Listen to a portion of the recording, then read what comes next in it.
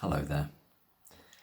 I thought I'd start reading through part 8 of the Private Eye article, which is part 8 in their sequence of articles. I'm not sure it's downloadable yet, but very kindly my friend Catherine sent me basically a picture of it, which I could enlarge and I can read from that. But before doing that, I just thought, I hope this might be helpful to give a quick rundown on some of the amazing channels. And this is not an exhaustive list by any means, and it's in no particular order.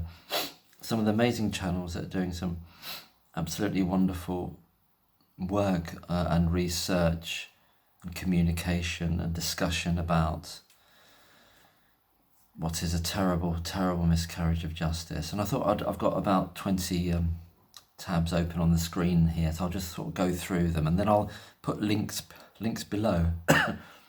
It's quite possible that quite a number of people that I never want to assume anyone's going to watch this video, but if people do, I'm assuming it's quite possible that you'll know these channels, or some of them at least, but maybe not some of the others.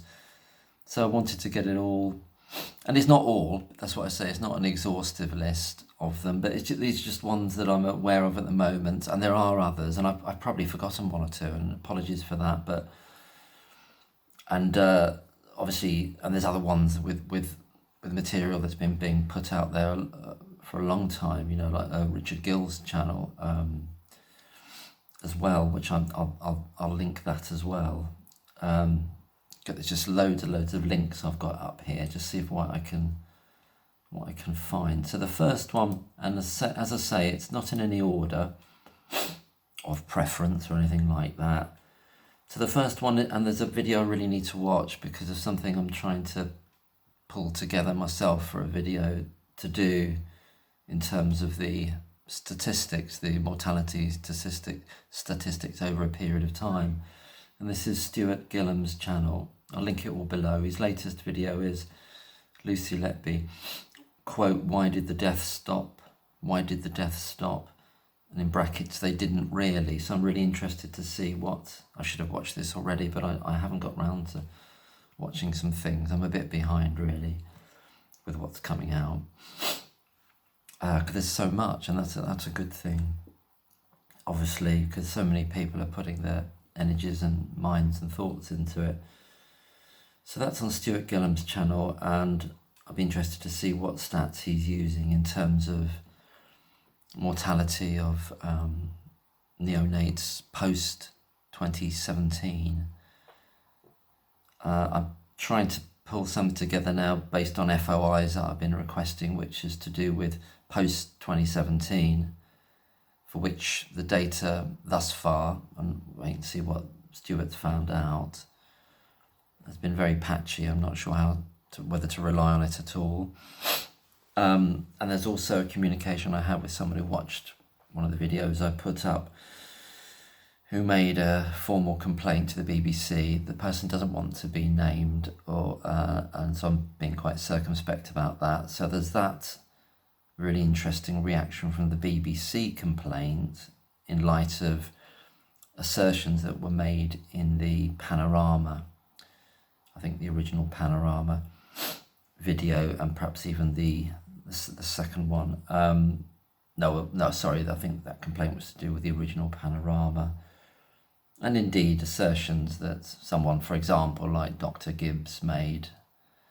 But that's all the detail. I've got to pull all that together. But I've been asking for stats for quite a long time now to cover a period of what I would hope to eventually be 17, 18 years. And to really look what have we actually got there, but it's proving quite difficult the earlier years. And I'm following up. I feel as though, so that I put this in this FOI and it's 50 days, and then I repeat it, and then they come straight back with something the other day, but it's very minimal. And but I've done a follow up and say, well, where can I find this information from then? I got the sense maybe they're trying to just not share some stuff, even though they've got a legal duty, haven't they, in terms of the data and freedom of information legislation.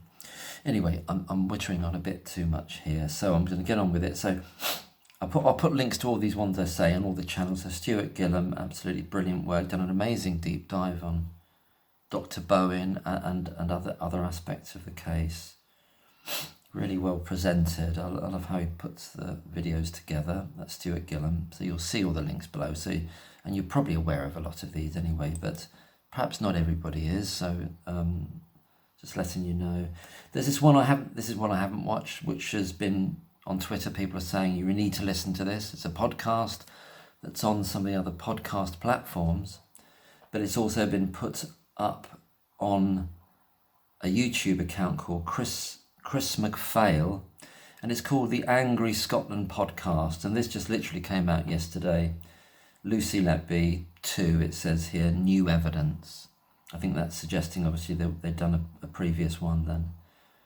So I need to look back to see. I think that rings a bell that an Angry Scotland did a podcast about that. I think that's just what they're called. Their podcast is called Angry Scotland. And it looks to be like a more than two-way conversation with people different chipping in, like a real discussion. I'll put the link for that there. As I say, they're also on other podcast platforms, but perhaps I'll just stick to the YouTube links for this to make it simple for this video, and I'll put it all in the description bar. So I've done that one there. I don't want to miss any out, you see. And if I have, it's no reflection. It's just that it's hard to keep it all in your mind, what's going on. Always want to keep mentioning this. Carrie Morris's brilliant video. There's a truncated version of it here, which is 15 minutes long. The longer one was about 40 minutes, as I remember, 30 to 40 minutes, which I think is still on Daily Motion, but this shortened version is on Carrie Morris's YouTube account here, or channel I should say, which is the other 15 infants, and Carrie Morris is actually behind one of the main petitions that's out there, which I looked at again the other day, and it's coming up to about 5,000 signatures. That's really good, and it's in relation to specifically a retrial in relation to all the so-called crashes and deaths. So that petition is out there on that main petition site. So that's Carrie Morris. And then the next one, Tea Break with Tasha, who does really, really good, very concise videos about different aspects of this case, very, very clear. So there's all kinds of subjects, angles that she discusses here. So, and that's Tea Break with Tasha. I'm just going to have a quick look at the latest video for it, so I'll keep looking away to the screen. I'll have to work out how to do this in a more ergonomic way, shall we say. Yeah, the latest video that Tasha's doing is about Dr. Dewey Evans. I'm going to mention this in a minute in the part 4 of John Sweeney's series of podcasts with Abel Smith. Is it Ian Abel Smith? Something Abel Smith. I'll get to that when I see it. Can't remember all the names all the time, but I'll look at that. But Tasha's talking about the interview that Evans has granted them, and discussing that. That's really good. I'll listen to that today. And she's questioning it. Is it his final interview? That's a very interesting angle. I really like that. And then there's Jabe, who's done amazing work on Twitter and amazing work putting all together all the firewall documents in a readable, easily quotable form. And I put the links in various other videos before about where to get that. Perhaps I'll try and find that again, that link. Well, I've got it here, but there's just like hundreds and hundreds of links. But that's Jabe's thing, and he's recently put up a bit of the actual film of Dr. Jayaram speaking at the Thirlwall inquiry. Well, there's a picture of him here, but apparently it's voiced by AI, in which there's quite a damning thing, or quite a tight corner he's put into in the questioning, which he says, I'm not sure I can answer that, in terms of his duties, that he should have made a certain report at a certain time if he believed a certain thing at a certain time, i.e. that there was an attempted murder happening right before his eyes, and yet he kept it to himself. Some people say for 13 months. So that's Jabe, who's done some fantastic stuff. Oh yeah, I watched another one of the Jabes the other day. Well, he put it. Sorry, I keep saying he. Sorry, he or she. Jabe. I don't know whether Jabe's male or female. So they have put it up 7 days ago, which is and it was very interesting to hear again. Is Ben Myers' closing speech. Ben Myers' closing speech in respect of Baby K, the retrial that was done earlier this year, in which there was another conviction, sadly, in relation to that. So that's Jabe, and I don't know if they're male or female, and it doesn't matter, does it? But it's just, I'm just saying, I mustn't say he or she, I just don't know. And then I think the name of the channel's changed slightly, but it's now called According to Carl in the UK. He's been doing a lot of brilliant stuff, and one of his latest videos, and he's a very good presenter, obviously. He's obviously done a lot of this kind of stuff before, but Lucy Letby, Proof She Was Framed, and he's got a very good style of talking about this in a very discursive and discussion type way. So he's really doing a lot of great stuff, and that's According to Carl in the UK. I'll put the link below to the channel, and that's getting a lot of traction, which is great. The more people see these videos, the more it leads them on to other ones, so it all kind of grows exponentially, the awareness grows exponentially, and that is what is happening, and that is in a way what is encouraging more people to make videos about this. And I know people use different forms, other people using Substack. Now I'm thinking there's so many other channels I can list here, as Professor Fenton's ones, with the interview that he did recently alongside Dr. Scott McLachlan. There's that one as well. But there's so many and there's so much, and which is the way it should be and the way it needs to be, because it's just building up this momentum now. So that's According to Carl in the UK. Excellent channel there. And then this one that I really good, really great. It's called Black Squareable, who's also an account on Twitter. And this is a great channel, and I haven't watched all of the videos. I've watched several, but the angle, and I don't know the lady's name, but the channel's name's Black Squareable, and she's really focusing in on the language and language use and register of language and language choice and when it changes, and a sort of a form of statement analysis, if not statement analysis itself, both from the written aspects but certainly from the spoken as well in the trials and also in Thirlwall inquiry. And so one of the latest ones there, which I haven't watched yet, which is Lucy Letby, Dr. Jayaram interview voice analysis. I'll be interested because there's some great detail being considered there, and very potent and very perspicacious, I think is the word. Inference is being made really right into the detail of how these so-called witnesses, I suppose, are phrasing things at the time in terms of tenses being used. And if you're into things like statement analysis, it would be fascinating, and great work being done there. So that's Black Squareable. I'll put that link below.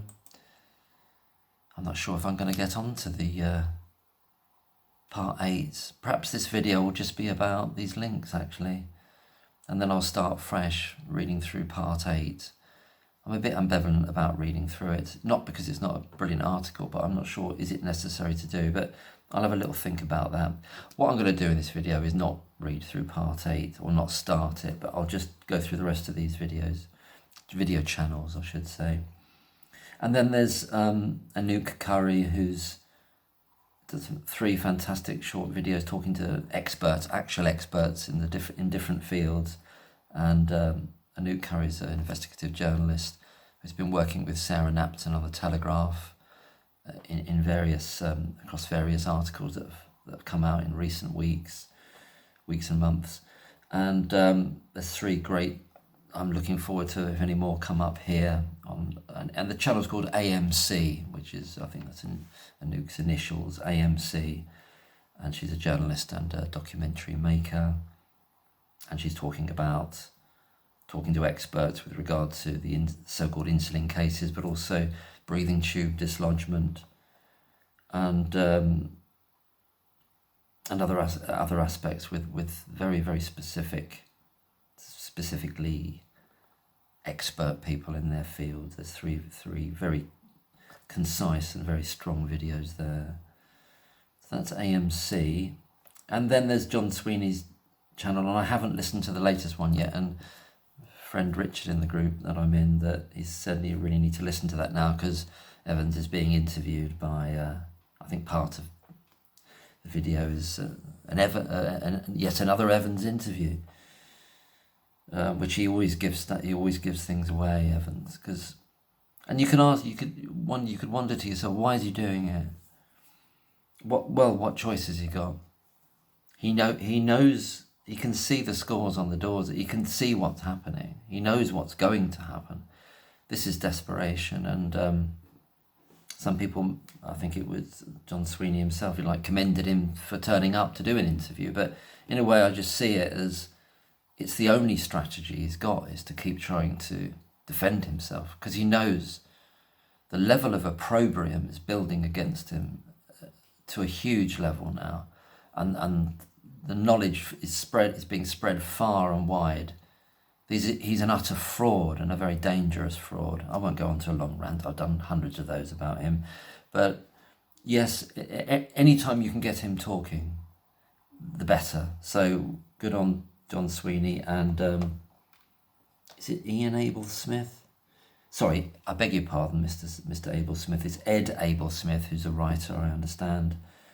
Has written several books, and so it's John Sweeney and Ed Abel Smith. That's the 2 people behind these. So that's on John Sweeney's YouTube channel called John Sweeney Raw. He also puts these podcasts up on the usual podcasting platforms, but I'll just stick to the YouTube links for now. Have I missed anything out? Well, I'll look up again the Professor Fenton's YouTube channel as well, in which Dr. McLachlan would be appearing there as well. And there was another one I was going to do, and Richard Gill. So I've got those 2 to add, and I'll just put them all as a list, really. We're coming up to about 18 minutes already. I don't think I'm going to start reading the Private Eye, and I'll just keep it focused. This video is just to share a group of channels that are focusing in here, and individual videos that are focusing in on the inexorably I started a sentence, I can't think how to finish it, but the movement towards overturning this miscarriage of justice is inexorable. It won't be stopped, and it can't be stopped now. So I'm going to get on and do that, put all the links below, and wish you a good day. I was just reading on Twitter about Breary at Thirlwall this morning, saying that he believes Lucy Letby has harmed and even killed other babies before 2015, and it's the only direction he can go in. This is another sign of the desperation. It's the only way they can, because he knows that every case that has led to this miscarriage of justice, these wrongful convictions, he knows they're being demolished day on day on day, and he knows that. So where can he go? Can he argue the point about them? No, he can't, and he daren't. He dare not argue the point. I mean, I've not read the whole of his evidence given today, but I don't think he dare get into the weeds with that for him, because it will fall apart. So similar to Evans, and similar to the Cheshire Police, what kind of escape route have they got when they know they're under all this pressure? Is to go backwards in time and say, but don't you know there were even more crimes that we haven't actually we kind of know they happened, or we suspect they happened, and maybe the police are still investigating them. It's a strategy of desperation, because we know that we know they're never going to be brought. They're never going to be brought.